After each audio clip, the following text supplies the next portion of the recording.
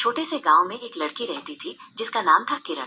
उसके सपने बहुत बड़े थे, इतने बड़े कि कभी कभी तो उसे खुद भी यकीन नहीं होता था कि वे पूरे हो सकते हैं। वो हमेशा कुछ नया सीखना और करना चाहती थी।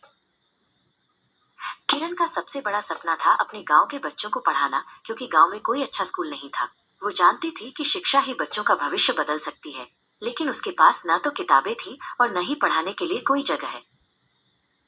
कई लोगों ने किरण से कहा, ये बहुत मुश्किल है किरण, तुम्हारे पास कुछ भी तो नहीं है, कैसे करोगी। इन बातों से कभी कभी उसका मन उदास हो जाता था, लेकिन उसने कभी हिम्मत नहीं हारी।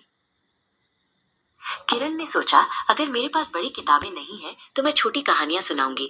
अगर मेरे पास स्कूल नहीं है तो मैं पेड़ के नीचे पढ़ाऊंगी। उसने छोटे छोटे पत्थरों और टहनियों से अक्षर बनाना सिखाना शुरू किया। हर सुबह किरण बच्चों को इकट्ठा करती और उन्हें कहानियां सुनाती, गिनती सिखाती और उन्हें दुनिया के बारे में बताती। बच्चे उसे बहुत पसंद करते थे और रोजाना सीखने आते थे। ये आसान नहीं था, कभी बारिश होती तो कभी तेज धूप, लेकिन किरण और बच्चे कभी हार नहीं मानते थे। किरण धैर्य से काम लेती और हर चुनौती को एक नए अवसर के रूप में देखती थी। गांव के एक बूढ़े व्यक्ति जो हमेशा किरण की मेहनत देखते थे, उन्होंने उसकी मदद करने का फैसला किया। उन्होंने किरण को कुछ पुरानी किताबें और एक छोटा सा कमरा दिया जहां वो बच्चों को पढ़ा सकती थी। अब किरण के पास एक छोटी सी कक्षा और कुछ किताबें थीं।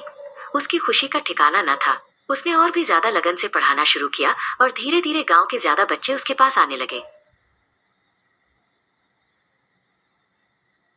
कई साल बाद किरण का छोटा सा स्कूल गांव का सबसे अच्छा स्कूल बन गया। जिन बच्चों को उसने पेड़ के नीचे पढ़ाया था, वे अब बड़े हो गए थे और खुद भी दूसरों को पढ़ा रहे थे। किरण ने अपने सपनों को सच कर दिखाया था।